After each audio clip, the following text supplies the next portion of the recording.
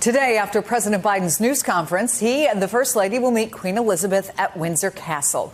After nearly 70 years on the throne, Biden will be the 13th president she'll meet, starting with Harry Truman when she was merely a princess. And she's met every U.S. leader since, with the exception of Lyndon Johnson. This is not the first time Biden will be speaking with the Queen, but he briefly met her back in 1982 when he was a second-term senator. Joining me now, MSNBC royal contributor and British historian Andrew Roberts, live from just outside Buckingham Palace. Great to see you. I know we're going to get some good visuals out of this, but is this just tea, or is there something more significant here? Is Queen Elizabeth maybe a not-so-secret diplomatic asset? Not so secret, no. She's an essential aspect of what we call soft power in this country. People like to have their photographs taken with her. There's going to be a photo shoot with the Bidens and the Queen later on today. And those shots of her inspecting the guard with the President and so on will be beamed around the world. This has been, to say the least, a difficult year for the Queen. Of course, the loss of her beloved husband, the tensions with her grandson Harry and Meghan Markle, including those charges of racism in the royal family. Joe Biden is known for making personal connections, for empathy. He, of course, lost his wife, a daughter and son.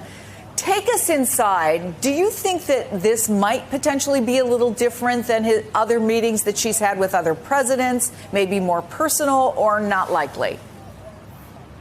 Not that likely. She's a consummate professional. She will talk about the things that they have in common, but she won't get personal unless he starts that.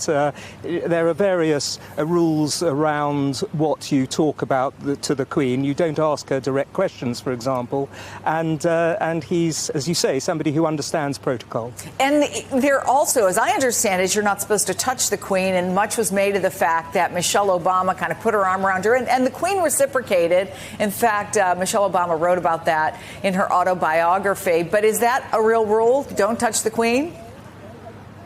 Yes, it's an absolute rule, as is don't stand up when you're eating unless she stood up first. You don't, as I say, ask her questions. You call her Your Majesty the first time you meet her, and after that, ma'am. There are lots of rules, but frankly, the Queen said later that, or at least privately let it be known later, that she didn't mind what Michelle Obama had done, that actually it was a perfectly reasonable gesture. But I don't think she's expecting it from Mrs. Biden. Should we put it like that? Yeah, the Queen has had, of course, many memorable meetings with American presidents. She danced with President Gerald Ford. She traded jokes with President George Bush. And, of course, Trump famously faux pas when he walked in front of the Queen. All part of her extraordinary window on history over nearly a century. Can you help us put this period in some historic perspective? I guess it's the Queen Elizabeth, President Biden, Boris Johnson, COVID, Brexit era.